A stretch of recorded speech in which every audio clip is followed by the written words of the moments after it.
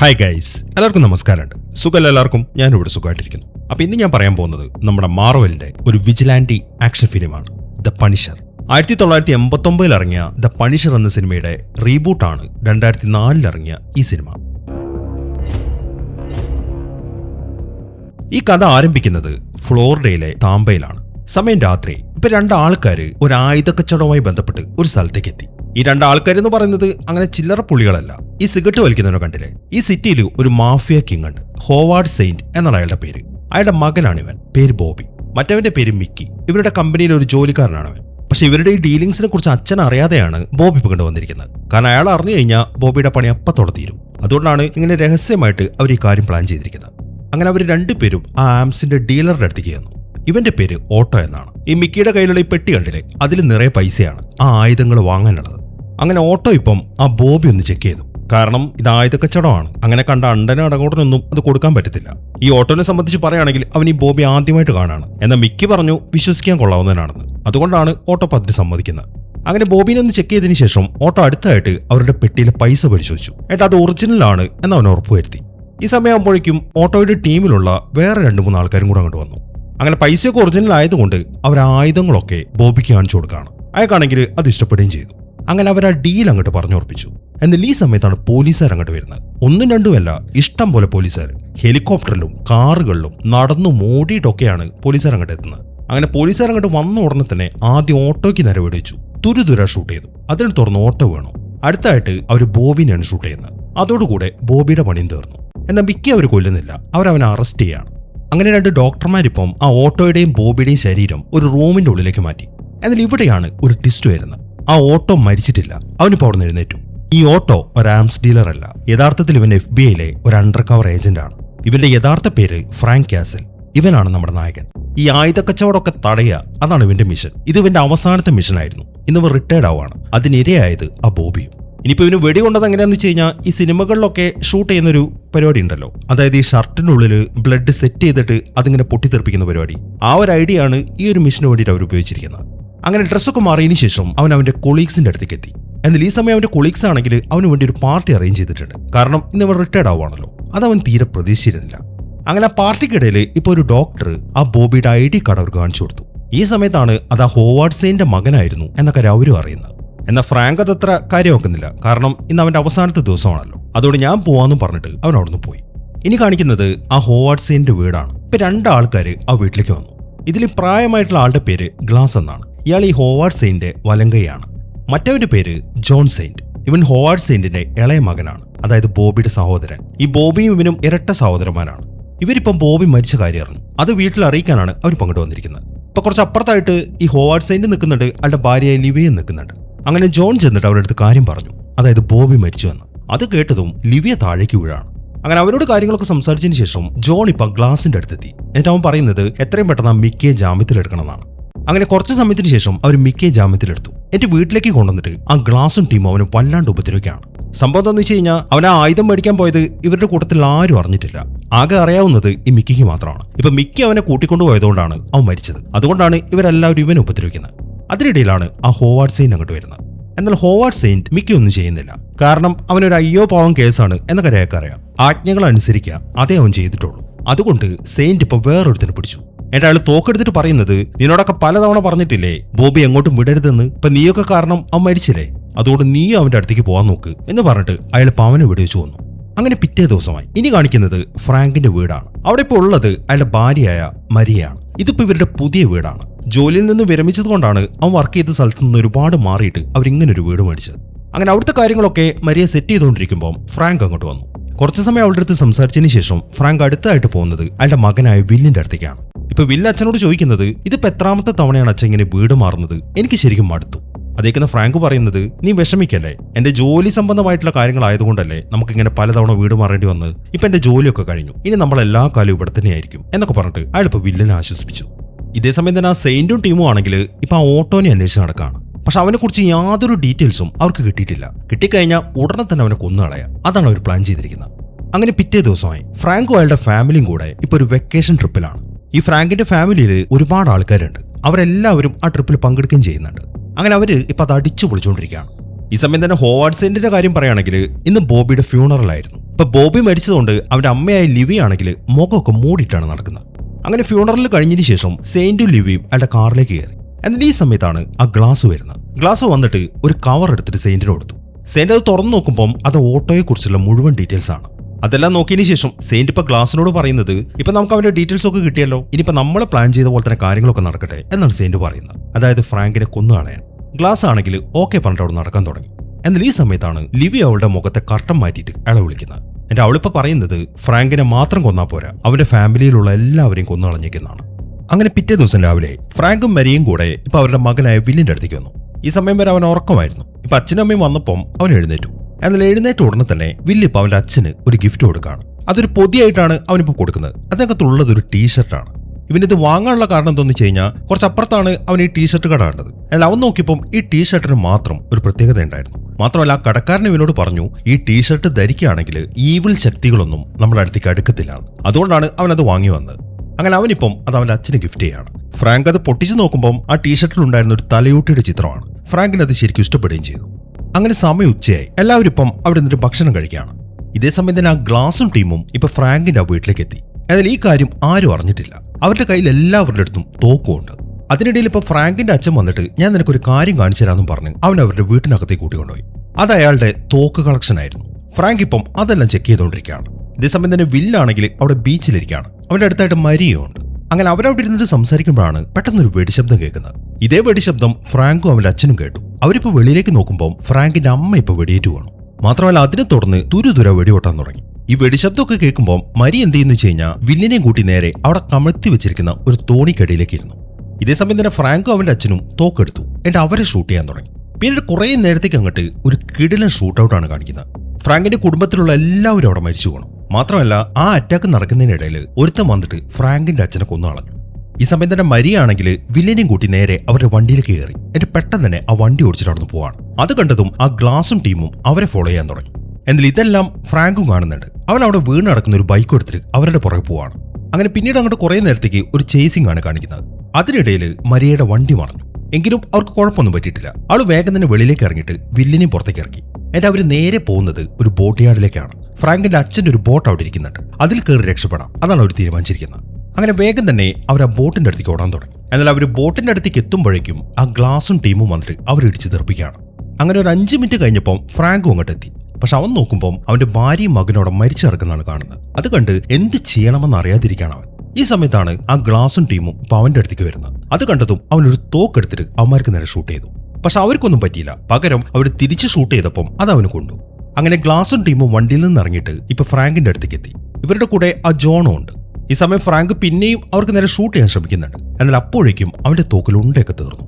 അങ്ങനെ ജോൺ അവന്റെ അടുത്തേക്ക് വന്നിട്ട് അവനെ ശരിക്കും ഇടിക്കാൻ തുടങ്ങി. അങ്ങനെ കുറെ ഇടിച്ച് അവനെ അവശനാക്കിയതിനു ശേഷം അവരവനെ വെടിവെച്ച് താഴേക്കിട്ടു.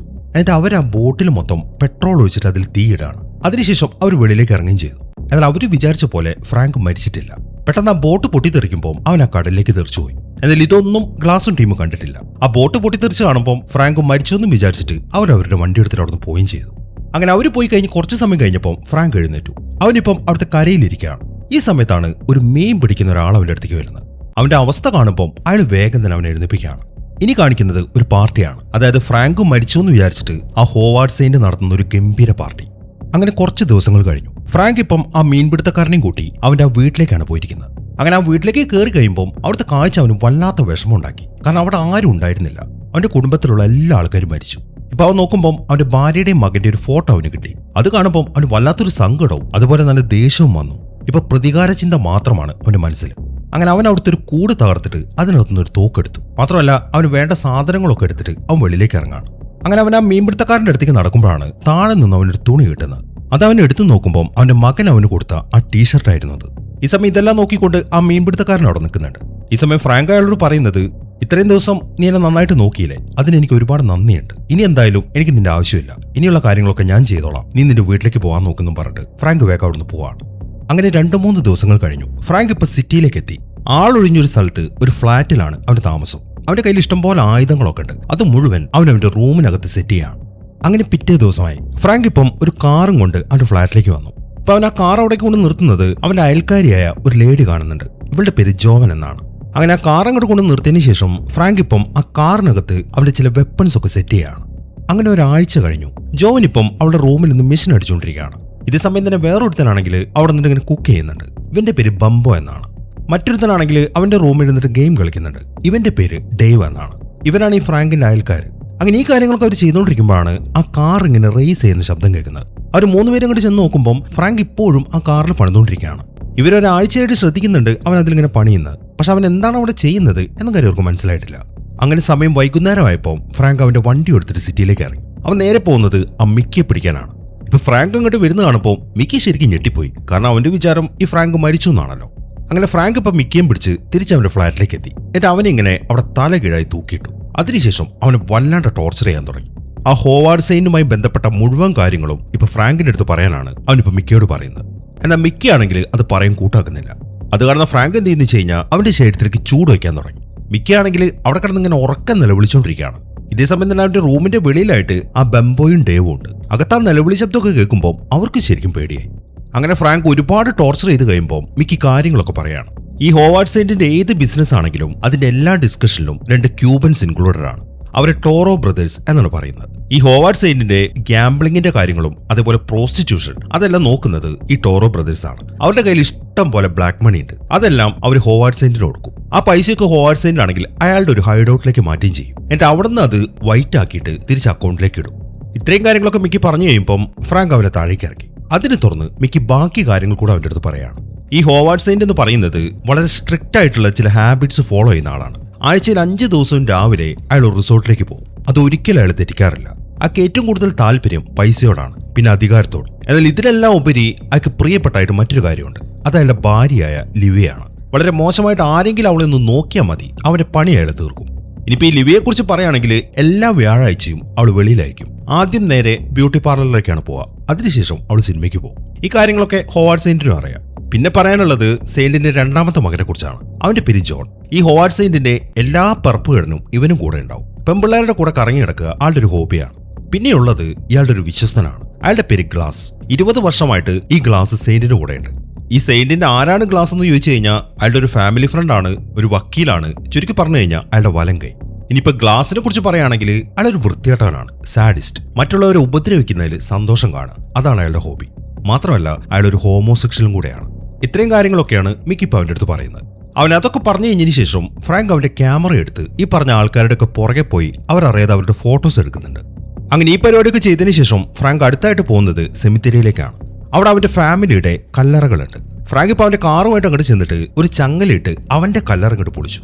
എന്നിട്ട് അവൻ അതെടുത്തിട്ട് നേരെ സെയിന്റിന്റെ റിസോർട്ട് കൊണ്ടിടുകയാണ്. ഇപ്പൊ സെയിന്റും അത് കണ്ടു. അതിൽ നിന്നും ഫ്രാങ്ക് മരിച്ചിട്ടില്ല എന്ന കാര്യമൊക്കെ മനസ്സിലായി. അങ്ങനെ അടുത്തതായിട്ട് ഫ്രാങ്ക് പോകുന്നത് അവന്റെ കൂടെ വർക്ക് ചെയ്തിരുന്ന പോലീസുകാരെ കാണാൻ വേണ്ടിയിട്ടാണ്. ഇപ്പൊ അവൻ ജീവനോടെ വരുന്ന കാണുമ്പോൾ ആ പോലീസുകാർക്ക് അത്ഭുതമായി. നീ ഇത്രയും കാലം എവിടെയായിരുന്നു എന്നാണ് അവർ ചോദിക്കുന്നത്. അതേക്ക് അവൻ പറയുന്നത്, അതൊക്കെ അവിടെ നിൽക്കട്ടെ, എന്റെ ഫാമിലി മരിച്ചിട്ടിപ്പം 5 മാസമായി. അവരാരാണ് കൊന്നത് എന്ന കാര്യം നിങ്ങൾക്ക് എല്ലാവർക്കും അറിയാം. പക്ഷെ എന്നിട്ടും ഒരാൾ പോലും ഇതുവരെയായിട്ട് അറസ്റ്റിലായിട്ടില്ല. എനിക്ക് നിങ്ങളുടെ എക്സ്പ്ലനേഷൻ ഒന്നും കേൾക്കണ്ട. ഞാൻ എന്തൊക്കെ കാര്യങ്ങൾ നിങ്ങൾക്ക് ചെയ്തു തന്നിട്ടുണ്ട് എന്ന കാര്യം ഞാൻ പറയാതെ തന്നെ നിങ്ങൾക്ക് അറിയാലോ. അതിന്റെയൊക്കെ ഫലം അനുഭവിച്ചത് എന്റെ ഫാമിലിയാണ്. നിങ്ങളുടെ ഭാഗത്തുനിന്ന് എനിക്കൊരു സഹായം കിട്ടിയിട്ടില്ല. ഇനി എന്തായാലും ഞാൻ അത് ആഗ്രഹിക്കുന്നുമില്ല. ഇനി എന്താണ് ചെയ്യേണ്ടതെന്ന് എനിക്കറിയാം എന്നും പറഞ്ഞിട്ട് അവൻ അവിടുന്ന് പോയി. അങ്ങനെ ഫ്രാങ്ക് അടുത്തായിട്ട് പോകുന്നത് ഹോവാർഡ് സെയിന്റിന്റെ ആ ബിൽഡിങ്ങിന്റെ അകത്തേക്കാണ്. ഇവിടെയാണ് അയാൾ ആ പൈസയൊക്കെ സെറ്റ് ചെയ്യുന്നത്. അവൻ അവിടേക്ക് ചെല്ലുമ്പോൾ 2 ആൾക്കാർ അവിടെ നിന്നിട്ട് ആ പൈസ സെറ്റ് ചെയ്യുന്നുണ്ട്. അവനിപ്പോൾ അവർക്ക് നേരെ തോക്കി കൊണ്ടിട്ട് ആ പൈസ മൊത്തം വെളിയിലേക്ക് എടുക്കാനാണ് പറയുന്നത്. നിവൃത്തിയില്ലാത്തതുകൊണ്ട് അവരതനുസരിക്കുകയും ചെയ്തു. അങ്ങനെ ഫ്രാങ്ക് അവരെയും കൊണ്ട് പോകുന്നത് ഒരു ഗ്ലാസിന്റെ അടുത്തേക്കാണ്. എന്നിട്ട് ഒരു പെട്ടി കൊടുത്തിട്ട് കുറെ പൈസ ആ പെട്ടിയിലേക്ക് വാരി നിറയ്ക്കാൻ പറഞ്ഞു. അവരത് ചെയ്യുകയും ചെയ്തു. അങ്ങനെ ആ പൈസ നിറയ്ക്കുന്നതിനിടയിൽ അവരൊരു കാര്യം ഫ്രാങ്കിന്റെ അടുത്ത് പറയുന്നുണ്ട്. നീ ആരോടാണ് കളിക്കുന്നത് നിനക്കറിയോ? ഹോവാർഡ് സെയിന്റിനോടാണ്. ഇതിനുള്ള പണി അയാൾ നിനക്ക് തന്നിരിക്കും. എന്നാൽ അത് കേൾക്കുന്ന ഫ്രാങ്ക് പറയുന്നത്, എനിക്ക് ഓൾറെഡി പണി കിട്ടി, ഇത് അതിനുള്ളൊരു മറുപടിയാണ്. ഇപ്പൊ പെട്ടിയുടെ പൈസ ഒക്കെ നിറച്ചില്ലേ, ബാക്കിയുള്ള പൈസ ഈ ബിൽഡിങ്ങിൽ നിന്ന് താഴേക്കിട്ടേക്ക് എന്ന് പറഞ്ഞിട്ട് അവൻ അവർക്ക് നേരെ തോക്കിയുണ്ട്. അതനുസരിക്കാന്നല്ലാതെ അവർക്ക് മറ്റൊരു മാർഗവുമില്ല. ഇതേ സമയം തന്നെ ആ ബിൽഡിങ്ങിന്റെ ലോബിയിലായിട്ട് സെയിന്റിന്റെ 2 ആൾക്കാർ ഇരിക്കുന്നുണ്ട്. ഈ സമയത്താണ് അവർ കാര്യം ശ്രദ്ധിക്കുന്നത്. ആ ബിൽഡിങ്ങിലുള്ള ബാക്കിയുള്ള ആൾക്കാരൊക്കെ കൂട്ടത്തോടെ വെളിയിലേക്ക് ഓടാണ്. അത് കണ്ടെന്ന് സംശയം തോന്നുന്ന അവര് പുറത്തേക്ക് നോക്കി. അവിടുത്തെ കാഴ്ച അവരെ ഞെട്ടിച്ചു കളഞ്ഞു. മുകളിൽ നിന്നിങ്ങനെ മഴ പോലെ പൈസ താഴേക്ക് ഒന്ന് വീണോണ്ടിരിക്കുകയാണ്. അവിടെ കൂടിയിരിക്കുന്ന ആൾക്കാരാണെങ്കിൽ അതെടുക്കാൻ വേണ്ടി ബഹളം വെക്കുന്നുണ്ട്. അങ്ങനെ അതിലേക്കൊന്ന് നോക്കിയതിനു ശേഷം കാര്യങ്ങൾ സെയിന്റിനെ അറിയിക്കാൻ വേണ്ടി അവർ 2 പേര് ബിൽഡിങ്ങിനകത്ത് കയറി. എന്നാൽ ഈ സമയത്താണ് ഫ്രാങ്ക് അങ്ങോട്ട് വരുന്നത്. അവൻ ധരിച്ചിരിക്കുന്ന ആ ബനിയൻ അവന്റെ മകൻ അവന് കൊടുത്തതാണ്. അപ്പൊ അവനെ കണ്ടതും അവന്മാര് തോക്കെടുക്കാൻ തുടങ്ങി. എന്നാൽ അടുത്ത സെക്കൻഡിൽ ഫ്രാങ്ക് അവന്മാരെ 2 പേരും വെടിവെച്ചു കൊല്ലാണ്. അതിനുശേഷം അവൻ ആ പെട്ടിയുമായിട്ട് വെളിയിലേക്ക് പോവുകയും ചെയ്തു. അങ്ങനെ കുറച്ച് സമയം കഴിഞ്ഞു. ആ ബംബോയും ഡേയും കൂടെ അവരുടെ റൂമിൽ ഇരുന്നിട്ട് ടിവിയിലെ ന്യൂസ് കാണാണ്. ആ ന്യൂസിൽ പറയുന്നത് ഫ്രാങ്കിന്റെ കാര്യമാണ്. അതായത് ഫ്രാങ്ക് ഇപ്പം ആ ബിൽഡിംഗിൽ 2 ആൾക്കാരെ കൊന്നല്ലോ, അതിനെക്കുറിച്ച്. മാത്രമല്ല ഈ ഫ്രാങ്കിന്റെ ചരിത്രം മൊത്തം ആ ന്യൂസിൽ പറയുന്നുണ്ട്. അതെല്ലാം കേട്ട് അവർക്കാണെങ്കിൽ ശരിക്കും ടെൻഷനായി. അതിനിടയിലാണ് പുറത്തുനിന്നൊരു ശബ്ദം കേൾക്കുന്നത്. അവർ പതുക്കെ വാതിലോട് നോക്കുമ്പോൾ അത് ഫ്രാങ്കാണ്. പെട്ടെന്ന് വാതിലോർന്നപ്പം അവർ രണ്ടുപേരും താഴേക്ക് വീണു. ഫ്രാങ്ക് ആണെങ്കിൽ അവരെ കാണുകയും ചെയ്തു. പക്ഷെ അവനൊന്നും മിണ്ടാതെ അവന്റെ റൂമിലേക്ക് കയറി വാതിലടക്കുകയാണ്. അങ്ങനെ റൂമിലേക്ക് എത്തിയതിനു ശേഷം ഫ്രാങ്ക് ഇപ്പൊ കള്ളു കുടിക്കാൻ തുടങ്ങി. നല്ല രീതിയിൽ അവൻ മദ്യപിക്കുന്നുണ്ട്. ഈ മദ്യപിക്കുന്ന സമയത്ത് മുഴുവൻ അവന്റെ ഓർമ്മയിൽ അവന്റെ ഫാമിലിയാണ്. അതുകൊണ്ട് അവന്റെ പ്രതികാര ചിന്ത ഇങ്ങനെ കൂടുകയും ചെയ്യുന്നുണ്ട്. ഇതേസമയം തന്നെ ആ ഹോവാർഡ് സെയിന്റും അയാളുടെ ആൾക്കാരും തമ്മിലൊരു ചർച്ചയിലാണ്. ഇപ്പൊ ഗ്ലാസും ടീമും ചിന്തിക്കുന്നത് എങ്ങനെയായിരിക്കും ഫ്രാങ്ക് തിരിച്ചു വന്നതെന്നാണ്. ആ കാര്യത്തിൽ അവർക്ക് നല്ല പേടിയുണ്ട്. കാരണം ഓരോന്നൊക്കെ കാണിച്ചിട്ട് അവൻ എല്ലാവരും പേടിപ്പിച്ചുകൊണ്ടിരിക്കുകയാണല്ലോ. എന്നാൽ സെയിന്റിനെ സംബന്ധിച്ച് അയാൾക്ക് അവനെ പേടിയൊന്നുമില്ല. അയാളിപ്പോ പറയുന്നത് അവൻ ജീവനോടെ തിരിച്ചു വന്നിട്ടുണ്ടെങ്കിൽ അതിന്റെ അർത്ഥം അവൻ ഇനിയും അനുഭവിക്കാൻ കിടക്കുന്നുണ്ടെന്നാണ്. അങ്ങനെ ആ കാര്യങ്ങളൊക്കെ അവർ ഡിസ്കസ് ചെയ്തുകൊണ്ടിരിക്കുമ്പോഴാണ് പുറത്ത് ടോറോ ബ്രദേഴ്സ് വരുന്നത്. അതിനെ തുടർന്ന് സെയിന്റ് ഇപ്പൊ അവരുടെ അടുത്തേക്ക് വന്നു. അവരിപ്പോ വന്നിരിക്കുന്നത് അവരുടെ ആ പൈസയെ കുറിച്ച് ചോദിക്കാനാണ്. കാരണം ആ പൈസയാണല്ലോ ഫ്രാങ്ക് ആ ബിൽഡിങ്ങിന്റെ മുകളിൽ നിന്ന് താഴേക്കിട്ടത്. അത് $50 മില്യൺ ഉണ്ട്. അവർ ആ കാര്യം പറയുമ്പോൾ സെയിന്റ് പറയുന്നത് എന്താണെന്ന് വെച്ച് കഴിഞ്ഞാൽ, അതിനെക്കുറിച്ച് ഓർത്ത് നിങ്ങൾ ടെൻഷൻ അടിക്കേണ്ട, ആ പൈസ എങ്ങനെ തിരിച്ചു പിടിക്കണം എന്ന കാര്യം എനിക്കറിയാം, ഇനി ഇങ്ങനത്തെ ഒരു കാര്യം സംഭവിക്കത്തില്ല എന്ന് പറഞ്ഞിട്ട് അയാൾ അവരെ സമാധാനിപ്പിച്ചിട്ട് പറഞ്ഞു വിട്ടു. അങ്ങനെ സമയം രാത്രി ഒരുത്തിരിപ്പോ വന്നിട്ട് ആ ജോവൻ ഉണ്ടല്ലോ, ഫ്രാങ്കിന്റെ ഫ്ളാറ്റിൽ താമസിക്കുന്ന ലേഡി, അവിടെ വാതിൽ ഇങ്ങനെ മുട്ടാണ്, വാതിൽ ഓർക്കാൻ പറഞ്ഞിട്ട്. എന്നാൽ ജോവനാണെങ്കിൽ പേടിച്ച് ഒരു കത്തിയും പിടിച്ചിട്ടാണ് അവളുടെ റൂമിന്റെ അകത്തിരിക്കുന്നത്. അവൾ വാതിൽ ഓർക്കുന്നില്ല. ഇപ്പൊ ഈ വാതിൽ മുട്ടുന്നത് ഇവിടെ പഴയൊരു ബോയ് ഫ്രണ്ടാണ്. അങ്ങനെ അവൻ ആ വാതിൽ തല്ലിപ്പൊളിക്കുന്ന കാണുമ്പോൾ ആ ബംബോയും ഡേവും അങ്ങോട്ട് വന്നു. എന്നാൽ അയാൾ അവരെ ഒന്ന് പേടിപ്പിക്കുമ്പോൾ ബംബോ വേഗം റൂമിന്റെ അകത്തേക്ക് പോയി. പക്ഷെ ഡേവ് പോകുന്നില്ല. നീ ഇവിടുന്ന് ഇറങ്ങിപ്പോയിട്ടില്ലെങ്കിൽ ഉടനെ ഞാൻ പോലീസിനെ വിളിക്കും എന്നാണ് ഡേവ് അവന്റെ അടുത്ത് പറയുന്നത്. അത് കേട്ടതും അയാൾ ചെന്നിട്ട് ഡേവിനെ പിടിച്ചു. എന്നിട്ട് അവന്റെ മൂന്തക്കെട്ട് ഇങ്ങനെ അടിക്കാൻ തുടങ്ങി. എന്നാൽ ഈ സമയത്താണ് ഫ്രാങ്ക് അങ്ങോട്ട് വരുന്നത്. അവൻ വന്ന ഉടനെ തന്നെ അയാൾക്ക് ശരിക്കും ഇടി കൊടുത്തു. എന്നിട്ട് അവിടുന്ന് ഓടിച്ചു വിടുകയും ചെയ്തു. അങ്ങനെ അയാൾ അവിടെ നിന്ന് പോയി കഴിയുമ്പോൾ ഇപ്പൊ അവരെ സഹായിച്ചുകൊണ്ട് ആ ഫ്ളാറ്റിലുള്ള 3 പേരും ഇപ്പൊ ഫ്രാങ്കുമായിട്ട് കൂട്ടായി. അങ്ങനെ കുറച്ച് സമയം കഴിഞ്ഞു. സെയിന്റിന്റെ ഭാര്യയായി ലിവിയൊപ്പം സിനിമ കാണാൻ വേണ്ടി തിയേറ്ററിലേക്ക് വന്നിരിക്കുകയാണ്. അവൾ അവളുടെ കാർ അവിടെ പാർക്ക് ചെയ്തിട്ട് തിയേറ്ററിനകത്തേക്ക് പോയി. അങ്ങനെ അവൾ അവിടെ നിന്ന് പോയി കഴിയുമ്പോഴാണ് ഫ്രാങ്ക് അങ്ങോട്ട് വരുന്നത്. ഫ്രാങ്ക് ഇപ്പൊ അവളുടെ വണ്ടിക്കകത്തേക്ക് കയറി അത് സ്റ്റാർട്ട് ചെയ്തു. എന്നിട്ട് അതിനകത്തുള്ള ഫോൺ എടുത്തിട്ട് നേരെ വിളിക്കുന്നത് ആ ഗ്ലാസിനെയാണ്. എന്റെ ശബ്ദം മാറ്റിയിട്ടാണ് അവനിപ്പോ ഗ്ലാസിനോട് സംസാരിക്കുന്നത്. അവൻ പറയുന്നത്, നീ നിന്റെ ബോയ് ഫ്രണ്ടും തമ്മിലുള്ള ഒരു ഫോട്ടോ എന്റെ കയ്യിലുണ്ട്. ഞാനത് ഹോവാർഡ് സെയിന്റിന് കൊടുക്കണ്ടെന്നുണ്ടെങ്കിൽ ഞാൻ പറയുന്ന ഒരു ഹോട്ടലിലേക്ക് $5000 നീ വരണം എന്ന് പറഞ്ഞിട്ട് അവൻ വണ്ടി എടുത്തു. അങ്ങനെ ഫ്രാങ്ക് നേരെ ആ ഹോട്ടലിലേക്ക് എത്തിയിട്ട് അവിടെ റോങ് സൈഡിൽ കാർ പാർക്ക് ചെയ്തു. എന്നിട്ട് അവൻ വെളിയിലേക്ക് ഇറങ്ങുകയും ചെയ്തു. കാർ നോ പാർക്കിങ്ങിലായതുകൊണ്ട് ഇപ്പൊ ഒരു പോലീസുകാരൻ വന്നിട്ട് അതിന് ഫൈൻ എഴുതി വെക്കുകയും ചെയ്തു. അങ്ങനെ കുറച്ച് സമയം കഴിയുമ്പോൾ ഫ്രാങ്ക് വിളിച്ചതിനെ തുറന്ന ഗ്ലാസ് അങ്ങോട്ട് വന്നു. ഇതൊക്കെ നോക്കിക്കൊണ്ട് ഫ്രാങ്ക് അവിടെ നിൽക്കുന്നുണ്ട്. അങ്ങനെ ഗ്ലാസ് ആ ഹോട്ടലിൽ അകത്തേക്ക് കയറി കഴിയുമ്പോൾ ഫ്രാങ്ക് നേരെ ചെന്നിട്ട് ആ പോലീസുകാരൻ എഴുതി വെച്ച ആ പാർക്കിംഗ് ടിക്കറ്റ് എടുത്തു. എന്നിട്ട് ആ വണ്ടി നേരെ ലിവിയെ കയറിയ ആ തിയേറ്ററിന് മുമ്പിൽ കൊണ്ടുവിടുകയും ചെയ്തു. ഈ സമയം ഗ്ലാസ് ആണെങ്കിൽ ആ ഹോട്ടലിൽ തന്നെ നിൽക്കുന്നുണ്ട്. എന്നാൽ അവിടെ ആരെയും കാണാത്തോണ്ട് അയാൾക്ക് സംശയമായി. അങ്ങനെ ഒരു 2 മണിക്കൂർ കഴിഞ്ഞു. ഇപ്പൊ സെയിന്റിന്റെ മകനായ ജോണി അവന്റെ റൂമിൽ നിൽക്കുമ്പോഴാണ് സെയിന്റ് അങ്ങോട്ട് വരുന്നത്. ഒരാൾ ചോദിക്കുന്നത്, നീ ഗ്ലാസിനെ കണ്ടോന്നാണ്. ഞാൻ കണ്ടിട്ടില്ല എന്നാണ് ജോണി പറയുന്നത്. അതേക്കുമ്പോ സെയിന്റ് അടുത്തായിട്ട് ചോദിക്കുന്നത്, നിന്റെ അമ്മ എവിടെയെന്നാണ്. ഈ സമയം ജോണി പറയുന്നത്, ഇന്ന് വ്യാഴാഴ്ചയല്ല അച്ഛാ, അമ്മ സിനിമയ്ക്ക് പോയിട്ടുണ്ടാവും. ഓ അത് ശരിയാണ് എന്നും പറഞ്ഞിട്ട് അയാൾ തിരിച്ചു നടക്കാൻ തുടങ്ങി. എന്നാൽ ഈ സമയത്താണ് മിക്കി വരുന്നത്. മിക്കി പറയുന്നത്, നിങ്ങൾ ഗ്ലാസിനെയാണോ അന്വേഷിക്കുന്നത്? 2 മണിക്കൂർ മുമ്പ് ഞാൻ അയാൾ ഒരു ഹോട്ടലിൽ കണ്ടായിരുന്നു എന്നും പറഞ്ഞിട്ട് മിക്കി അവിടുന്ന് പോയി. അങ്ങനെ റൂമിൽ നിന്ന് ഇറങ്ങി അയാൾ അപ്പുറത്തെ റൂമിലേക്ക് ചെല്ലുമ്പോഴാണ് സെയിന്റ് ഇപ്പൊ ഗ്ലാസിനെ കാണുന്നത്. അയാളും ലിവിയും കൂടെ അവിടെ നിന്ന് ഇങ്ങനെ കളിച്ച് ചിരിച്ച് സംസാരിച്ചുകൊണ്ടിരിക്കുകയാണ്. അത് കാണുമ്പോൾ അയാൾക്ക് ഡൗട്ടായി. നീ ഇത്രയും നേരം എവിടെയായിരുന്നു? ഞാൻ നിന്നെ എവിടെയൊക്കെ അന്വേഷിച്ചു? സെയിന്റ് അത് ചോദിക്കുമ്പോൾ ഗ്ലാസ് പറയുന്നത്, ഞാൻ അവിടെ പൂളിൽ കുളിച്ചുകൊണ്ടിരിക്കുകയായിരുന്നു എന്നാണ്. അതേക്കുമ്പോൾ പൂളിൽ കുളിക്കായിരുന്നോ? പക്ഷെ നിന്നെ മിക്കി 2 മണിക്കൂർ മുമ്പ് ഒരു ഹോട്ടലിൽ കണ്ടായിരുന്നല്ലോ. എന്നെ ഹോട്ടലിൽ കണ്ടെന്നോ? അത് മിക്കിക്ക് തോന്നിയതായിരിക്കും എന്നാണ് ഗ്ലാസ് പറയുന്നത്. ഓ അങ്ങനെയാണല്ലേ, എന്നാ ശരിയെന്നും പറഞ്ഞിട്ട് സെയിന്റ് അവിടെ നടന്നു. പക്ഷെ അയാൾക്ക് എന്തൊരു സംശയമുണ്ട്. അങ്ങനെ പിറ്റേ ദിവസമായി ഫ്രാങ്ക് ഇപ്പം ഒരു റെസ്റ്റോറന്റിൽ നിന്നൊരു ഭക്ഷണം കഴിക്കുകയാണ്. ഇതേ റെസ്റ്റോറന്റിലാണ് ആ ജോൺ വർക്ക് ചെയ്യുന്നത്. മാത്രമല്ല ആ ഡംബോയ് അവിടെ ഇരിക്കുന്നുണ്ട്, ഡേവ് അവിടെ ഇരിക്കുന്നുണ്ട്. ഈ സമയത്താണ് ഒരു ഗിറ്റാറും പിടിച്ചിട്ട് ഒരുത്തനകത്തേക്ക് കയറി വരുന്നത്. ഇവന്റെ പേര് ഹാർവി എന്നാണ്. അയാൾ അവിടെ ഇരുന്നിട്ട് ഗിറ്റാർ വായിക്കാൻ തുടങ്ങി. അത് വായിച്ചതിന് ശേഷം അയാൾ നേരെ പോകുന്നത് ഫ്രാങ്കിന്റെ അടുത്തേക്കാണ്. എന്നിട്ട് അയാൾ പറയുന്നത്, ഞാനിപ്പോ വായിച്ച ഈ മ്യൂസിക് ഉണ്ടല്ലോ, അത് ഞാൻ നിനക്ക് വേണ്ടി കമ്പോസ് ചെയ്തതാണ്. എന്തായാലും നീ ഉടനെ തന്നെ മരിക്കും. അങ്ങനെ മരിക്കുമ്പോൾ നിന്റെ ഫ്യൂണറൽ സമയത്ത് ഞാൻ ഇതായിരിക്കും വായിക്കുക എന്നും പറഞ്ഞിട്ട് അയാൾ വെളിയിലേക്ക് പോയി. അയാൾ ആ കാര്യങ്ങളൊക്കെ പറഞ്ഞിട്ട് ഫ്രാങ്കിനാണെങ്കിൽ ഒന്നും മനസ്സിലാവുന്നില്ല. അങ്ങനെ റെസ്റ്റോറന്റിൽ നിന്നിറങ്ങി ഫ്രാങ്ക് അവന്റെ വീട്ടിലേക്ക് പോകാൻ തുടങ്ങുമ്പോഴാണ് അവന്റെ പുറകിലായിട്ടൊരു പച്ച കാറ് വരുന്നത്. ആ കാറിലുണ്ടായിരുന്നത് നമ്മൾ നേരത്തെ കണ്ട ഹാർവിയാണ്. ഇയാളൊരു കില്ലറാണ്. ഈ ഫ്രാങ്കിനെ കൊല്ലാൻ വേണ്ടി സെയിന്റ് ആണ് ഇയാളെ ഏർപ്പാടാക്കിയത്. അയാളിപ്പം അവന്റെ വണ്ടിക്ക് നേരെ ഷൂട്ട് ചെയ്യാൻ തുടങ്ങി. എന്നാൽ അത് കണ്ടതും ഫ്രാങ്ക് ആ വണ്ടിക്കകത്ത് സെറ്റ് ചെയ്ത് വെച്ചിരിക്കുന്ന ബുള്ളറ്റ് പ്രൂഫ് ഉണ്ട്, അതൊക്കെ അവൻ ഓപ്പൺ ചെയ്തു. എന്നിട്ട് പെട്ടെന്ന് തന്നെ വണ്ടി എടുക്കുകയാണ്. എന്നാൽ കുറെ പോയി ഒരു സ്ഥലത്തെത്തുമ്പോൾ മറ്റൊരു കാറിലിടിച്ചിട്ട് ഫ്രാങ്കിന്റെ കാറ് മറിഞ്ഞു. എന്നാൽ കാറ് മറിഞ്ഞെങ്കിലും ഫ്രാങ്കിനൊന്നും പറ്റിയിട്ടില്ല. അവൻ അതിൽ നിന്ന് വെളിയിലേക്ക് ഇറങ്ങുമ്പോഴാണ് ആ ഹാർവി അങ്ങോട്ട് വരുന്നത്. അയാളിപ്പോൾ അവനെ ഷൂട്ട് ചെയ്യാൻ തുടങ്ങുമ്പോൾ ഫ്രാങ്ക് എന്ത് ചെയ്യുന്നു വെച്ച് കഴിഞ്ഞാൽ അവന്റെ കയ്യിൽ ഒരു കത്തി എടുത്തിട്ട് അതിലൊരു ബട്ടണിൽ ഞെക്കി. അതോടുകൂടെ ആ കത്തി തെറിച്ചിട്ട് ആ ഹാർവിയുടെ കഴുത്തിനാണ് കൊള്ളുന്നത്. അതിനെ തുടർന്ന് ഹാർവിയുടെ പണി തീരുകയും ചെയ്തു. അങ്ങനെ സമയം രാത്രി. ആ ജോൺ ഇപ്പം അവരുടെ ഒരു ബോട്ടിൽ നിൽക്കുകയാണ്. അതിനകത്ത് നിറയെ ആ ടോറോ ബ്രദേഴ്സിന്റെ പൈസയുണ്ട്. ആ പൈസയൊക്കെ അവൻ അവിടുത്തെ ഒരു കണ്ടെയ്നറിലേക്ക് കയറ്റിക്കൊണ്ടിരിക്കുകയാണ്. അതിനിടയിലാണ് ആ ബോട്ടിലായിട്ട് അവനൊരു ബോംബ് കാണുന്നത്. അത് പോണായി. അത് കണ്ടതും അവൻ വെള്ളത്തിലേക്ക് എടുത്ത് ചാടി. അതോടുകൂടെ ആ ബോട്ടും അതിലെ പൈസയും എല്ലാം പൊട്ടിത്തെറിക്കുകയാണ്. ഭാഗ്യത്തിന് ജോണിനൊന്നും പറ്റിയില്ല. ഈ സമയം അവൻ അവിടുന്ന് എഴുന്നേറ്റ് നോക്കുമ്പോൾ കുറച്ച് അപ്പുറത്തായിട്ട് ഫ്രാങ്ക് നിൽക്കുന്നുണ്ട്. അത് കാണുമ്പോൾ അവൻ ശരിക്കും കണ്ട് ദേഷ്യം വന്നു. എന്നാൽ ഈ സമയം ഫ്രാങ്ക് ആണെങ്കിൽ ജസ്റ്റ് ജോണിനൊന്ന് നോക്കിയതിന് ശേഷം അവിടുന്ന് പോവുകയും ചെയ്തു. അങ്ങനെ ആ പൈസയൊക്കെ നശിച്ചുപോയ കാര്യം ഇപ്പൊ സെയിന്റ് പറഞ്ഞു. അയാൾ വല്ലാത്തൊരു ദേഷ്യത്തിൽ നിൽക്കുകയാണ്. അതിനിടയിലാണ് ആ ടോറോ ബ്രദേഴ്സ് അങ്ങോട്ട് വരുന്നത്. ടോറോ ബ്രദേഴ്സ് വന്നിട്ട് ഇപ്പൊ സെയിന്റിനെ ഭീഷണിപ്പെടുത്താൻ തുടങ്ങി. അത് കാണുമ്പോൾ നിങ്ങൾ അങ്ങനെ പേടിപ്പിക്കല്ലേ, ഇത്രയും കാലം നിങ്ങളുടെ പൈസ ഞാൻ തന്നെയായിരുന്നില്ലേ ഡീൽ ചെയ്ത്, പിന്നെ ഇതിന് ഇൻഷുറൻസ് ഉള്ള പരിപാടിയൊന്നുമില്ല, കുറച്ച് നഷ്ടങ്ങളൊക്കെ ഉണ്ടാവും, അത് സഹിക്കാൻ പറ്റില്ലെങ്കിൽ ഈ പണിക്ക് ഇറങ്ങരുത്. പിന്നെ നീ പേടിപ്പിക്കാൻ നിൽക്കുകയാണെങ്കിൽ ഞാൻ പേടിക്കാനും പോകുന്നില്ല, നിന്റെ കയ്യിൽ മാത്രമല്ല എന്റെ കയ്യിലും തോക്കുകളുണ്ട് എന്നാണ് സെയിന്റ് പറയുന്നത്. അതേക്കുന്ന ടോറോ ബ്രദേഴ്സ് ആണെങ്കിൽ ദേഷ്യത്തോടെ അവിടെ നിന്ന് ഇറങ്ങിപ്പോവുകയും ചെയ്തു. അങ്ങനെ അവരവിടെ നിന്ന് പോയി കഴിയുമ്പോൾ സെയിന്റ് ഇപ്പൊ ഗ്ലാസിനോട് പറയുന്നത് ആ ഫ്രാങ്കിനെ കൊല്ലാൻ റഷ്യക്കാരനെ വിളിക്കുന്നതാണ്. അങ്ങനെ പിറ്റേ ദിവസമായി ഫ്രാങ്കും കൂട്ടരും അവരുടെ ഫ്ളാറ്റിലിരുന്നിട്ട് ഭക്ഷണം കഴിക്കുകയാണ്. ജോവനാണ് അവർക്ക് ഈ പാർട്ടി കൊടുക്കുന്നത്. അങ്ങനെ ഭക്ഷണമൊക്കെ കഴിച്ചു കഴിഞ്ഞതിന് ശേഷം ജോവൻ ഇപ്പം ഫ്രാങ്കിന്റെ അടുത്തേക്ക് വന്നു. എന്നിട്ട് അവളിപ്പോൾ അവനോട് പറയുന്നത്, എനിക്കറിയാം നീ നിന്റെ ഫാമിലിയെ കുറിച്ച് ഓർത്ത് നല്ല വിഷമത്തിലാണെന്ന്, പക്ഷെ ഇനിയുള്ള കാലവും നീ അത് തന്നെ ഓർത്തുകൊണ്ടിരുന്നു കഴിഞ്ഞാൽ നിനക്ക് മര്യാദയ്ക്ക് ജീവിക്കാൻ പറ്റത്തില്ല. അതുകൊണ്ട് ആ ഓർമ്മകളൊക്കെ നീ മറക്കണം, എന്നിട്ട് നീ പുതിയ ഓർമ്മകൾ ഉണ്ടാക്കണം എന്ന് പറഞ്ഞിട്ട് അവൾ അവനെ കിസ് ചെയ്യാൻ തുടങ്ങി. എന്നാൽ ഫ്രാങ്ക് അതിന് സമ്മതിക്കുന്നില്ല. നീ വിചാരിക്കുന്ന പോലെ ഒരാളല്ല ഞാൻ എന്ന് പറഞ്ഞിട്ട് അവൻ അവന്റെ റൂമിലേക്ക് പോയി.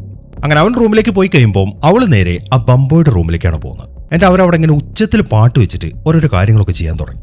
ഈ സമയം ഫ്രാങ്ക് ആണെങ്കിൽ അവന്റെ റൂമിൽ തന്നെ നിൽക്കുന്നുണ്ട്. അതിനിടയിലാണ് ആ സെയിന്റ് അയച്ച റഷ്യക്കാരൻ അങ്ങോട്ട് വരുന്നത്. അങ്ങനെ അവർ തമ്മിൽ ഫൈറ്റ് ചെയ്യാൻ തുടങ്ങി. കുറെ നേരം ഈ ഫൈറ്റ് കാണിക്കുന്നുണ്ട്. അതിനിടയിൽ ആ റഷ്യക്കാരനാണെങ്കിൽ ആ റൂം മൊത്തം തല്ലി തകർക്കുകയും ചെയ്യുന്നുണ്ട്. എന്നാൽ പാട്ട് വെച്ചിരിക്കുന്ന കാരണം അപ്പുറത്തെ റൂമിലുള്ളവർ ഇതൊന്നും കേൾക്കുന്നില്ല. അങ്ങനെ ആ ഫൈറ്റ് നടക്കുന്നതിനിടയിൽ ആ റഷ്യക്കാരൻ ഫ്രാങ്കിനെയും കൊണ്ട് ആ ബംബോയുടെ റൂമിലേക്ക് വന്നു. എന്നിട്ട് അവനെ അവിടെ കിടത്തി അവന്റെ കഴുത്ത് പിടിച്ച് ഞെരിക്കുകയാണ്. എന്നാൽ ഈ സമയം ഫ്രാങ്ക് നോക്കുമ്പോൾ അവിടെ സ്റ്റൗവിലായിട്ട് തിളച്ച വെള്ളം ഇരിക്കുന്നുണ്ട്. അവൻ അതെടുത്തിട്ട് ആ റഷ്യക്കാരന്റെ മുഖത്തേക്ക് ഒഴിക്കുകയാണ്. അതോടുകൂടി അയാളുടെ ശ്രദ്ധ മാറി. ഈ ഒരു അവസരത്തിൽ ഫ്രാങ്ക് ഓടി ചെന്നിട്ട് അയാളെ കൊണ്ട് ആ ഫ്ലോറിൽ നിന്ന് താഴേക്ക് ചാടി. അതോടുകൂടെ ആ റഷ്യക്കാരന്റെ പണി തീർന്നു. പക്ഷെ ഫ്രാങ്കിനാണെങ്കിൽ തീരെ വയ്യ. ഇത് കാണുമ്പോൾ ബാക്കിയുള്ളവർ ചെന്നിട്ട് ഫ്രാങ്കിനെ പിടിച്ച് റൂമിലേക്ക് കൊണ്ടുവന്നു. ഇപ്പൊ പോലീസ് സ്റ്റേഷനിലേക്ക് അവർക്ക് പോകാൻ പറ്റത്തില്ല, ഹോസ്പിറ്റലിലേക്കും പോകാൻ പറ്റത്തില്ല. അതുകൊണ്ട് അവരുടെ കയ്യിലുള്ള മരുന്നൊക്കെ വെച്ചിട്ട് ആ മുറിവൊക്കെ കെട്ടിക്കൊടുക്കുകയാണ്.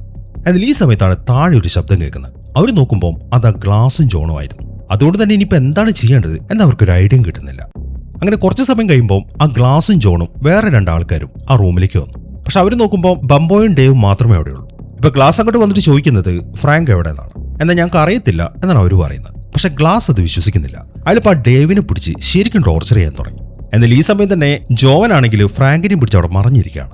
അമ്മര് ഡേവിനെ ഉപദ്രവിക്കുന്നൊക്കെ അവളും കാണുന്നുണ്ട്. പക്ഷെ അവക്കാണെങ്കിൽ ഒന്നും ചെയ്യാൻ പറ്റാത്ത അവസ്ഥയാണ്. അങ്ങനെ കുറെ ഉപദ്രവിച്ചിട്ടും ഡേവ് ആണെങ്കിൽ ഒന്നും അയാളുടെ അടുത്ത് പറയുന്നില്ല. അതിൽ നിന്നും അവർ പറയുന്നത് സത്യമാണ് എന്നാണ് അയാൾ വിചാരിക്കുന്നത്. അതുകൊണ്ട് തന്നെ അവരവിടെ നിന്ന് ഇറങ്ങുകയാണ്. എന്നാൽ പോകാൻ നേരത്ത് ഒരാൾ അവിടെ നിർത്തിയിട്ടാണ് ബാക്കിയുള്ളവർ അവിടെ പോകുന്നത്. അങ്ങനെ കുറച്ച് സമയം കഴിഞ്ഞു. സെയിന്റ് ഇപ്പം അയാളുടെ വീട്ടിലിരിക്കുകയാണ്. അതിനിടയിലാണ് അയാൾക്ക് ഒരു കോള് വരുന്നത്. അയാളുടെ മകനാണ്. ജോൺ പറയുന്നത് എന്താണെന്ന് വെച്ച് കഴിഞ്ഞാൽ, നമ്മൾ അയച്ച റഷ്യക്കാരനുണ്ടല്ലോ അവനെ ഫ്രാങ്ക് തട്ടി, അവൻ രക്ഷപ്പെടുകയും ചെയ്തു. ജോൺ അത് പറയുമ്പോൾ അയാൾക്ക് ശരിക്കും അങ്ങോട്ട് ദേഷ്യം വന്നു. അങ്ങനെയാണെങ്കിൽ നമ്മുടെ മുഴുവൻ സ്ഥാപനങ്ങൾ അടച്ചേക്ക്, എന്നിട്ട് എല്ലാവരോടും ഇങ്ങോട്ട് വരാൻ പറ, ഇന്ന് തന്നെ നമ്മളൊരു ഹണ്ടിങ്ങിന് ഇറങ്ങുകയാണ് എന്നാണ് സെയിന്റ് പറയുന്നത്. ഈ സമയത്താണ് അയാളുടെ ഭാര്യ ലിവി അങ്ങോട്ട് വരുന്നത്. അവൾ വന്നിട്ട് ഞാൻ സിനിമയ്ക്ക് പോവാണ് എന്നും പറഞ്ഞ് അവൾ വെളിയിലേക്ക് ഇറങ്ങി. ഇതേ സമയം തന്നെ ഫ്രാങ്കും ജോവാനും അവർ ഒളിച്ചിരുന്ന സ്ഥലത്ത് നിന്ന് പുറത്തേക്ക് വന്നു. ഈ സമയം ബംബ അവിടെ നിൽക്കുന്നുണ്ട്. അവനിപ്പോ പുറത്തൊരാൾ നിൽക്കുന്നുണ്ടെന്നും പറഞ്ഞിട്ട് പുറത്തേക്ക് ചൂണ്ടിക്കാണിച്ചു. അത് കാണുന്ന ഫ്രാങ്ക് എന്ത് ചെയ്യുന്നു കഴിഞ്ഞാൽ അവിടെ ഇരിക്കുന്ന ഒരു കത്തി എടുത്തിട്ട് നേരെ അയാളുടെ അടുത്തേക്ക് പോയി. എന്നിട്ട് അയാളുടെ തലക്കിട്ടൊരു വെട്ട് കൊടുക്കുകയാണ്. അതോടുകൂടെ അയാളുടെ പണി തീർന്നു. അങ്ങനെ അയാളെ കൊന്നതിന് ശേഷം അവൻ ബാക്കിയുള്ളവരുടെ അടുത്തേക്ക് എത്തി. ഈ സമയം അവൻ നോക്കുമ്പോൾ ഡേവ് ആണെങ്കിൽ തീരെ വയ്യാണ്ട് അവിടെ ഇരിക്കുന്നുണ്ട്. അത് കാണുമ്പോൾ ഫ്രാങ്കിന് വല്ലാത്തൊരു വിഷമമായിരുന്നു. ഞാനും നീയും തമ്മിൽ ഒരു ബന്ധമില്ലല്ലോ, പിന്നെ എന്തിനാണ് എനിക്ക് വേണ്ടി നീ ഇത്രയൊക്കെ അനുഭവിച്ചത് എന്നാണ് അവന്റെ ചോദ്യം. അതേക്കുന്ന ഡേവ് പറയുന്നത്, ഞാനും നീയും തമ്മിലൊരു ബന്ധമില്ലാന്നോ, നമ്മളൊരു ഫാമിലി ആയിട്ടല്ലോ ഇവിടെ ജീവിക്കുന്നത്, അപ്പൊ പിന്നെ നിന്നെ സഹായിക്കേണ്ട എന്റെ കടമയല്ലേ എന്നാണ് ഡേവ് പറയുന്നത്. അത് കേൾക്കുമ്പോൾ ഫ്രാങ്ക് പിന്നൊന്നും പറയുന്നില്ല. ഈ സമയം ബെമ്പോയുടെ അടുത്ത് പറയുന്നത്, നീ എത്രയും പെട്ടെന്ന് ഇവനെയും കൊണ്ട് ഹോസ്പിറ്റലിലേക്ക് പോകാൻ നോക്കുന്നതാണ്. അതിനെ തുടർന്ന് ബെമ്പോ ഡേവിനെയും കൊണ്ട് നേരെ ഹോസ്പിറ്റലിലേക്ക് പോയി.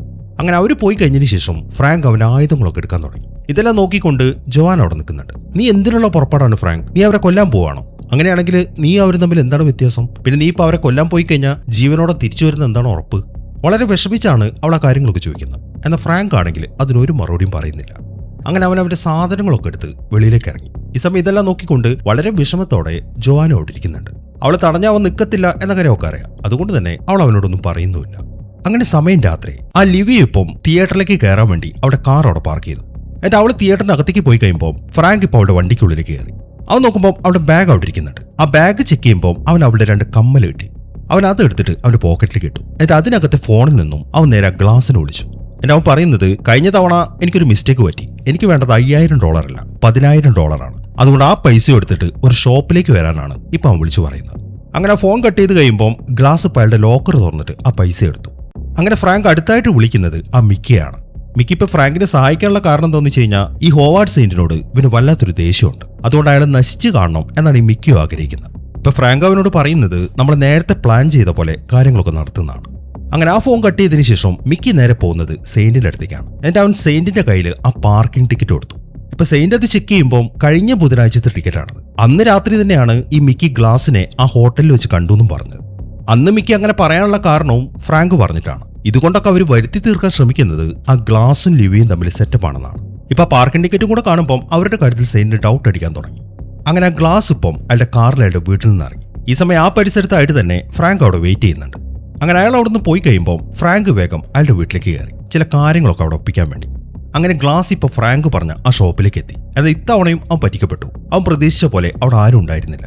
ഇതേ സമയം തന്നെ ആ സെയിന്റ് നേരെ പോയിരിക്കുന്നത് ഗ്ലാസിന്റെ വീട്ടിലേക്കാണ്.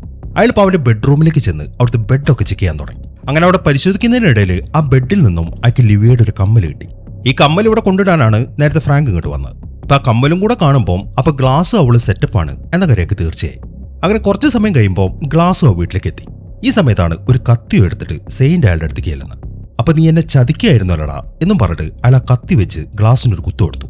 അയാൾ പറയുന്നത്, നിന്നെ ഞാനൊരു ബ്രദറിനെ പോലെയല്ല കണ്ടത്, നിനക്ക് വേണ്ടതെല്ലാം ഞാൻ തന്നില്ലേ, എന്നിട്ട് നിനക്ക് എന്റെ ഭാര്യയെ കൂടെ വേണമായിരുന്നല്ലേ എന്നും പറഞ്ഞിട്ട് തുരുതുര ഗ്ലാസിനെ കുത്താണ്. അതോടുകൂടെ ഗ്ലാസ് മരിക്കുകയും ചെയ്തു. അങ്ങനെ ഈ കാര്യങ്ങളൊക്കെ കഴിഞ്ഞ് കുറച്ച് സമയം കഴിയുമ്പോൾ ലിവി അവളുടെ വീട്ടിലേക്ക് എത്തി. അവൾ വീടിന്റെ ഉള്ളിലേക്ക് കയറുമ്പോൾ അവിടെ കലി തുള്ളിക്കൊണ്ട് സെയിന്റ് നിൽക്കുന്നുണ്ട്. അങ്ങനെ അവളെ കാണുമ്പോൾ സെയിന്റ് അവളോട് കാര്യം പറഞ്ഞു. അപ്പൊ നീയും ഗ്ലാസ് തമ്മിൽ റിലേഷനിലാണല്ലേ? അവൾ അല്ലാന്നൊക്കെ പറഞ്ഞു നോക്കി. പക്ഷെ അയാൾ വിശ്വസിക്കുന്നില്ല. അയാളിപ്പോ അവളെ തൂക്കിയെടുത്ത് വെളിയിലേക്ക് ഇറങ്ങി. എന്നിട്ട് അയാളുടെ കാറ് കയറ്റി അവളെ നേരെ കൊണ്ടുപോകുന്നത് ഒരു പാലത്തിന്റെ മുകളിലേക്കാണ്. അങ്ങനെ ആ പാലത്തിന്റെ മുകളിലേക്ക് എത്തിക്കഴിയുമ്പോൾ അയാൾ അവളെ ഇങ്ങനെ വലിച്ചടിച്ച് മുന്നോട്ട് കൊണ്ടുപോവാണ്. അതിനിടയിൽ അവളിങ്ങനെ സംസാരിക്കാൻ ശ്രമിക്കുന്നുണ്ട്, ഞാൻ ഒരു തെറ്റും ചെയ്തിട്ടില്ല. പക്ഷെ അയാളൊന്നും കേൾക്കുന്നില്ല. അയാളിപ്പോൾ അവളെ പൊക്കിയെടുത്ത് ആ പാലത്തിൽ നിന്ന് താഴേക്ക് ഇട്ടു. നേരെ അവൾ ചെന്ന് വീഴുന്നത് താഴെയുള്ള റെയിൽവേ ട്രാക്കിലേക്കാണ്. ഈ സമയത്താണ് ട്രെയിൻ അങ്ങോട്ട് വരുന്നത്. അങ്ങനെ പെട്ടെന്ന് തന്നെ ട്രെയിൻ അവളുടെ മേലെ കൂടെ കയറി ഇറങ്ങി. അങ്ങനെ ഈ പരിപാടിയൊക്കെ തീർത്തതിന് ശേഷം സെയിന്റ് അടുത്തായിട്ട് പോകുന്നത് അയാളുടെ ആൾക്കാരുടെ അടുത്തേക്കാണ്. അവരുടെ മുമ്പിലായിട്ട് അയാൾ ഒരു പെട്ടി ഓപ്പൺ ചെയ്തു. അതിനകത്ത് മുഴുവൻ പൈസയാണ്. ആ ഫ്രാങ്കിനെ കൊല്ലുകയാണെങ്കിൽ ഈ പെട്ടി നിങ്ങൾക്ക് കിട്ടും. ഇത് മാത്രമല്ല, ഒരു 50,000 കൂടുതൽ ഞാൻ തരും എന്നാണ് അയാൾ പറയുന്നത്. ഇതേസമയം തന്നെ ഫ്രാങ്ക് ആണെങ്കിൽ അവരുടെ ആ ബിൽഡിങ്ങിന്റെ പരിസരത്തായിട്ട് തന്നെ ഉണ്ട്. അവനിപ്പോൾ അവന്റെ ആയുധങ്ങളൊക്കെ സെറ്റ് ചെയ്തുകൊണ്ടിരിക്കുകയാണ്. ഇനിയിപ്പോൾ ഫ്രാങ്കിനെ കുറിച്ച് പറയുകയാണെങ്കിൽ ഇവനിനി ഫ്രാങ്ക് ക്യാസിലല്ല. അവന്റെ ഫാമിലി മരിച്ചപ്പോൾ തന്നെ ഫ്രാങ്കും മരിച്ചുപോയി. ഇവനെ സംബന്ധിച്ച് ഇവനിനി പുതിയൊരാളാണ്. ഭൂമിയിലെ മനുഷ്യരെ കുറിച്ച് പറയുകയാണെങ്കിൽ എല്ലായ്പ്പോഴും നിയമത്തിന് അവരെ സഹായിക്കാൻ കഴിയത്തില്ല. അതുകൊണ്ട് നിയമം കയ്യിലെടുക്കുന്ന ഒരാൾ വേണം. അതാണിവൻ. ഇതൊരിക്കലും ഒരു പ്രതികാരമല്ല. പ്രതികാരം എന്ന് പറയുന്നത് ഒരു ഇമോഷന്റെ ഭാഗമായിട്ടുണ്ടാവുന്നതാണ്. അതുകൊണ്ട് തന്നെ ഇതിന് പ്രതികാരം എന്ന് പറയാൻ പറ്റത്തില്ല. അവനെ സംബന്ധിച്ച് ഇതൊരു പണിഷ്മെന്റ് ആണ്. അങ്ങനെ ആയുധങ്ങളൊക്കെ റെഡിയാക്കിയതിനു ശേഷം ഫ്രാങ്ക് ആ ബിൽഡിങ്ങിന് മുമ്പിലേക്ക് എത്തി. ഈ സമയം അവിടെ ഒരു കാവൽക്കാരൻ നിൽക്കുന്നുണ്ട്. അവൻ ഉടനെ തന്നെ അയാൾ അമ്പ് ചെയ്ത് വീഴ്ത്താണ്. അങ്ങനെ അയാളുടെ പണി തീർന്നു കഴിയുമ്പോൾ അവിടെ മുന്നിലായിട്ട് കുറെ കാറ് പാർക്ക് ചെയ്തിട്ടുണ്ട്. അതിനടിയിലായിട്ട് ഫ്രാങ്ക് ഇപ്പോൾ കുറെ ബോംബുകൾ സെറ്റ് ചെയ്തു. എന്നിട്ട് അവൻ ആ ബിൽഡിങ്ങിന്റെ ഉള്ളിലേക്ക് കയറാണ്. ഈ സമയം വേറൊരുത്തൻ അവിടെ നിൽക്കുന്നുണ്ട്. ഉടനെ തന്നെ ഫ്രാങ്ക് അയാളെ അമ്പ് ചെയ്ത് വീഴ്ത്തി. എന്നിട്ട് അവൻ ആ ബിൽഡിങ്ങിന്റെ എൻട്രൻസിന്റെ ഡോറിന്റെ അടുത്തേക്കാണ് പോകുന്നത്. എന്നിട്ട് ഒരു ബോംബ് ആ ഡോറിലായിട്ട് സെറ്റ് ചെയ്തു. അങ്ങനെ ആ കാര്യങ്ങളൊക്കെ കഴിഞ്ഞ് അവൻ അടുത്തായിട്ട് പോകുന്നത് അവിടുത്തെ ബാറിലേക്കാണ്. ഈ സമയത്താണ് അവിടുത്തെ സ്പീക്കറിൽ ഒരു ശബ്ദം കേൾക്കുന്നത്. അകത്തേക്ക് ഒരു കുപ്പി ഷാമ്പയിൻ കൊടുത്തുവിടാനാണ് ആ സ്പീക്കറിലൂടെ വിളിച്ചു പറയുന്നത്. അത് കേൾക്കുമ്പോൾ ഫ്രാങ്ക് എന്ത് ചെയ്യുന്നു വെച്ച് കഴിഞ്ഞാൽ ഒരു ഷാമ്പയിൻ കുപ്പി ഇപ്പൊ മുകളിലേക്ക് കൊടുത്തുവിടാണ്. ആ മുകളിലത്തെ റൂമിലാണ് സെയിന്റും കൂട്ടിയിട്ടുള്ളത്. അങ്ങനെ ആ ഷാമ്പയിൻ കുപ്പി അങ്ങോട്ട് വന്ന് അവർ ആ ഷാമ്പയിൻ എടുക്കുമ്പോൾ അതിനിടയിലായിട്ടൊരു ബോംബ് ഉണ്ടായിരുന്നു. അപ്പൊ ആ കുപ്പി എടുത്തതും ആ ബോംബ് പൊട്ടിത്തെറിച്ചു. അതിനെ തുടർന്ന് എല്ലാവരും പുറകിലേക്ക് തെറിച്ചുപോയി. അങ്ങനെ ആ ബോംബ് പൊട്ടിത്തെറിച്ചതിന് ശേഷം എല്ലാം ഒന്ന് അടങ്ങിക്കഴിയുമ്പോൾ ഫ്രാങ്ക് അങ്ങോട്ടെത്തി. പിന്നീട് നടക്കുന്നത് ഒരു ഗംഭീര ഷൂട്ടൗട്ടാണ്. അവിടെ ഉണ്ടായിരുന്ന എല്ലാത്തിനെയും ഫ്രാങ്ക് കൊന്നുകളഞ്ഞു. എന്നാൽ ഇതുവരെയായിട്ടും സെയിന്റിനൊന്നും പറ്റിയിട്ടില്ല. അയാൾ വേഗം തന്നെ വെളിയിലേക്ക് ഇറങ്ങി ഓടുകയാണ്. എന്നാൽ ഈ സമയത്താണ് അയാളുടെ മുമ്പിലൊരുത്തൻ ഓടുന്നത്. അവൻ നേരെ ചെന്ന് ആ എൻട്രൻസിന്റെ വാതിൽ അങ്ങോട്ട് തുറന്നു. അതോടുകൂടെ അവിടുത്തെ ബോംബ് പൊട്ടിത്തെറിച്ചു. എന്നാൽ ആ ബോംബ് പൊട്ടിത്തെറിക്കുന്നതിന് മുമ്പ് സെയിന്റ് അവിടെ നിന്ന് ഓടിയതുകൊണ്ട് അയാൾക്കൊന്നും പറ്റുന്നില്ല. ഈ സമയം തന്നെ ഫ്രാങ്ക് നോക്കുമ്പോൾ സെയിന്റിന്റെ മകനായ ജോൺ അവിടെ നിൽക്കുന്നുണ്ട്. അവൻ അവിടെ ഒരു സ്ഥലത്ത് കുടുങ്ങി കിടക്കാണ്. എഴുന്നേക്കാൻ പറ്റുന്നില്ല. അത് കാണുമ്പോൾ ഫ്രാങ്ക് എന്ത് ചെയ്യുന്നു വെച്ച് കഴിഞ്ഞാൽ അവന്റെ കയ്യിൽ ഒരു ബോംബ് വെച്ചു കൊടുത്തു. അതിന്റെ മുകളിലേക്ക് ഒരു നൂലും കണക്ട് ചെയ്തു. ഇനിയിപ്പോൾ അവൻ കൈ അനക്കി കഴിഞ്ഞാൽ ആ ബോംബ് പൊട്ടിത്തെറിക്കും. ഇതേസമയം തന്നെ ആ സെയിന്റ് ആണെങ്കിൽ ആ ബിൽഡിങ്ങിൽ നിന്ന് വെളിയിലേക്ക് ഇറങ്ങി അതിൽ ഓടാൻ തുടങ്ങി. എന്നാൽ ഈ സമയത്താണ് അയാളുടെ പുറകിലായിട്ട് ഫ്രാങ്ക് വരുന്നത്. ഫ്രാങ്ക് ഇപ്പോൾ അയാളെ വിളിച്ചു. അതിനെ തുടർന്ന് അയാൾ തിരിഞ്ഞു നോക്കുകയും ചെയ്തു. എന്നാൽ അയാൾ നോക്കിക്കഴിയുമ്പോഴാണ് ആ ബിൽഡിങ്ങിൽ നിന്നും ഒരു ബോംബ് പൊട്ടുന്ന ശബ്ദം കേൾക്കുന്നത്. അത് ആ ജോണിന്റെ കയ്യിലുണ്ടായിരുന്ന ബോംബാണ്. ഇതും കൂടെ ആകുമ്പോൾ സെയിന്റ് അയാളുടെ തോക്കെടുക്കാൻ തുടങ്ങി. എന്നാൽ അടുത്ത സെക്കൻഡിൽ ഫ്രാങ്ക് അയാളെ വെടിച്ചു വീഴ്ത്തി. പക്ഷെ അയാൾ മരിച്ചിട്ടില്ല. അങ്ങനെ ഫ്രാങ്ക് അയാളുടെ അടുത്തേക്ക് ചെന്നിട്ട് ഉണ്ടായ കാര്യങ്ങളൊക്കെ അയാളുടെ അടുത്ത് പറയാണ്. അതായത് അയാളുടെ ഭാര്യയും ഗ്ലാസും ഒരു തെറ്റും ചെയ്തിട്ടില്ല, ഇവനാണ് ഇയാളെ കൊണ്ട് അവരെ കൊല്ലിച്ചത്. ആ കാര്യങ്ങളൊക്കെ ഫ്രാങ്ക് പറയുമ്പോൾ അയാൾക്ക് വല്ലാത്തൊരു വിഷമമായിരുന്നു. അങ്ങനെ ആ കാര്യങ്ങളൊക്കെ പറഞ്ഞതിന് ശേഷം ഫ്രാങ്ക് ഇപ്പം അയാളെ ഒരു കാറിലേക്ക് കെട്ടിയിട്ടു. എന്നിട്ട് ആ കാറിൽ ഒരു ബോംബ് ഫിക്സ് ചെയ്തിട്ട് ആ കാർ മുന്നിലേക്ക് തള്ളിവിടാണ്. അങ്ങനെ കാർ നേരെ ഉരുണ്ടു പോകുന്നത് അവിടെ നിർത്തിയിട്ടിരിക്കുന്ന ബാക്കിയുള്ള കാറിന്റെ അടുത്തേക്കാണ്. അതിന് തുറന്ന് അത് പൊട്ടിത്തെറിക്കുകയും ചെയ്തു. അങ്ങനെ ആ കാർ പൊട്ടിത്തെറിച്ച് കഴിയുമ്പോൾ ബാക്കിയുള്ള മുഴുവൻ കാറുകളും പൊട്ടിത്തെറിക്കുകയാണ്. അങ്ങനെ ഈ പൊട്ടിത്തെറിയൊക്കെ കഴിഞ്ഞ് മുകളിൽ നിന്നുള്ളൊരു വ്യൂ കാണിക്കുന്നുണ്ട്. ആ ഒരു വ്യൂവില് തീയൊക്കെ ഇരിക്കുന്നത് ആ തലയോട്ടിയുടെ രൂപത്തിലാണ്. അങ്ങനെ അവന്റെ മിഷനൊക്കെ വളരെ സക്സസ്ഫുൾ ആയിട്ട് തന്നെ അവൻ കംപ്ലീറ്റ് ചെയ്തു. അതിനെ തുടർന്ന് അവൻ നേരെ അവന്റെ ഫ്ലാറ്റിലേക്ക് ചെന്നു. ഇപ്പൊ മിഷനൊക്കെ അവൻ കംപ്ലീറ്റ് ചെയ്തുകൊണ്ട് ആത്മഹത്യ ചെയ്യാം എന്നാണ് അവൻ തീരുമാനിക്കുന്നത്. കാരണം അവന് വേണ്ടപ്പെട്ട ആരും ഇവിടെ ജീവിച്ചിരിക്കുന്നില്ല. അങ്ങനെ അവൻ സ്വയം വെടിവെക്കാൻ വേണ്ടി ഒരു തോക്കെടുത്തു. എന്നാൽ ഈ സമയത്താണ് അവൻ അവന്റെ ഭാര്യയുടെ ഒരു വിഷം കാണുന്നത്. അതുകൊണ്ട് അവനിപ്പോൾ മരിക്കുന്നില്ലെന്ന് തീരുമാനിച്ചു. കാരണം അവൻ ഇനിയും ഒരുപാട് പേരെ സഹായിക്കാനുണ്ട്. അങ്ങനെ അവൻ ആ റൂം വെക്കേറ്റ് ചെയ്ത് നേരെ പോകുന്നത് ജോവന്റെ അടുത്തേക്കാണ്. എന്നിട്ട് അവൻ അവളോട് പറയുന്നത്, ഞാൻ ഡേവിന്റെ റൂമിലെ ഷെൽഫിൽ കുറച്ച് സാധനങ്ങൾ വെച്ചിട്ടുണ്ട്, അത് നിങ്ങൾക്ക് എല്ലാവർക്കും ഉപകാരപ്പെടും. പിന്നെ എന്തായാലും ഞാൻ ഇനി ഇവിടെ നിൽക്കുന്നില്ല, എനിക്ക് ഇനിയും കുറെ ജോലികൾ ചെയ്യാനുണ്ട്, അതുകൊണ്ട് ഞാൻ പോവാണ് എന്നാണ് അവൻ പറയുന്നത്.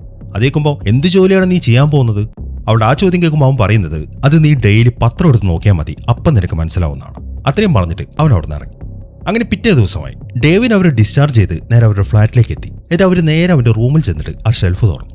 അവർ നോക്കുമ്പോൾ അതിനകത്ത് നിറയെ പൈസയാണ്. അവർക്ക് 3 പേർക്ക് സുഖമായിട്ട് ജീവിക്കാനുള്ള അത്രയും പൈസ.